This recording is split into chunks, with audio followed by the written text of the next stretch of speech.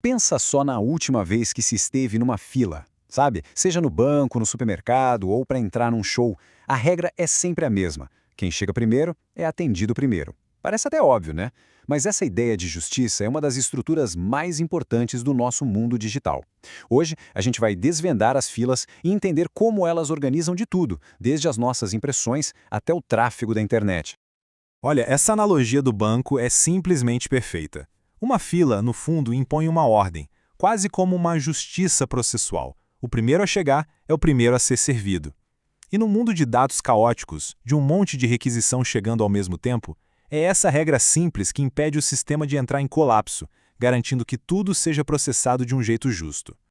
E é exatamente esse princípio, o primeiro a entrar, primeiro a sair, que é o coração de uma fila.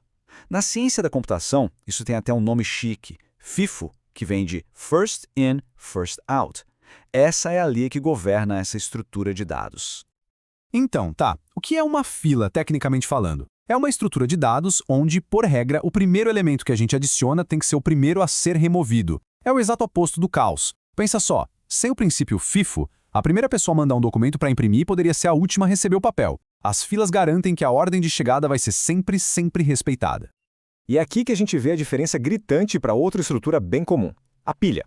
Uma pilha é que nem empilhar pratos. O último que se coloca em cima é o primeiro que se tira para usar. Isso é LIFO, Last In, First Out. Já a fila, como a gente viu, é FIFO.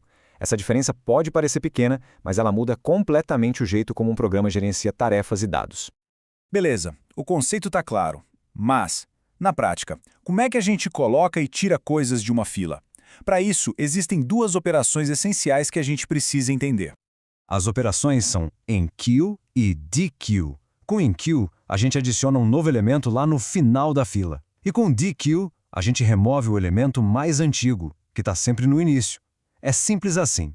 A gente adiciona em uma ponta e remove da outra. Então, bora construir uma.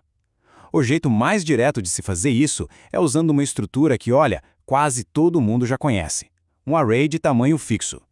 Para isso rodar, a gente vai precisar de três coisinhas. O array em si, que vai definir a nossa capacidade máxima, um indicador, que a gente chama de front, para saber sempre onde está o começo da fila, e um contador, o size, para a gente saber quantos itens tem lá dentro.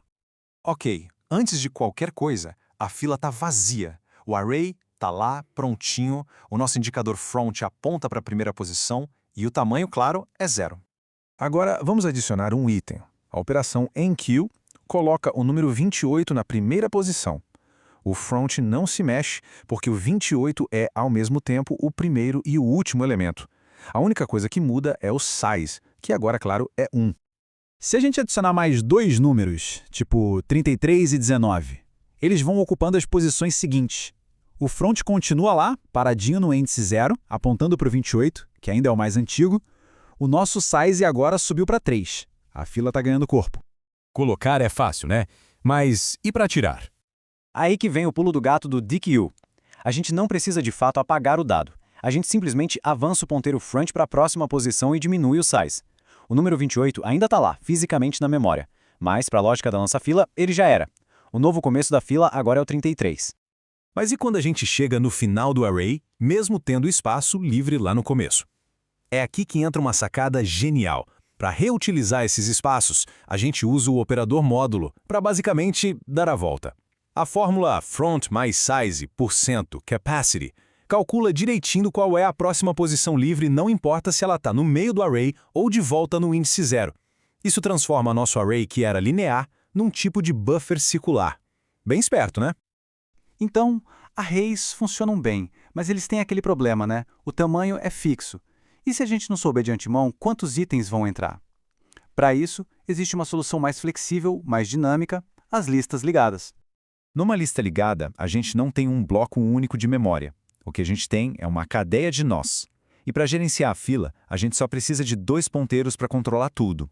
O head, que aponta para o comecinho da fila, e o tail, que aponta lá para o final. Isso faz com que as operações de adicionar e remover sejam extremamente rápidas. Para adicionar um item, o processo é bem direto. Primeiro, a gente cria um novo nó. Segundo, coloca o dado dentro dele. Terceiro, faz o tail antigo apontar para esse novo nó. E por último, a gente atualiza o ponteiro tail para que ele, o novo nó, seja o novo final da fila. E para remover, igualmente direto. A gente cria um ponteiro temporário apontando para o segundo elemento da lista, depois libera a memória do primeiro nó, o head, e por fim a gente faz o nosso ponteiro head principal apontar para aquele segundo elemento, que a partir de agora é o novo começo da fila. Beleza, a parte técnica é legal. Arrays, ponteiros, listas, mas por que isso tudo importa? Qual é o impacto real das filas no nosso dia a dia? No fim, o resumo da ópera é este. Arrays usam memória estática, de tamanho fixo, e o grande desafio deles é essa lógica de dar a volta, o wraparound. Já as listas ligadas são dinâmicas, crescem conforme a necessidade, mas exigem um gerenciamento bem cuidadoso dos ponteiros. A escolha entre um e outro depende totalmente do problema que precisa ser resolvido, se precisa de previsibilidade ou de flexibilidade. E no final das contas, o ponto crucial é esse mesmo. Filas são o jeito que a computação encontrou para gerenciar recursos e tarefas de forma ordenada. Elas são a garantia de que, no meio do caos de milhões de operações acontecendo, os processos vão ser atendidos na ordem justa em que eles chegaram. E isso tudo deixa a gente com uma última reflexão. Desde a ordem em que os documentos são impressos, até a forma como um servidor lida com milhares de requisições por segundo, as filas estão em todo lugar. Onde mais essas estruturas de justiça estão silenciosamente organizando o nosso mundo digital? A resposta é em praticamente tudo que a gente faz online.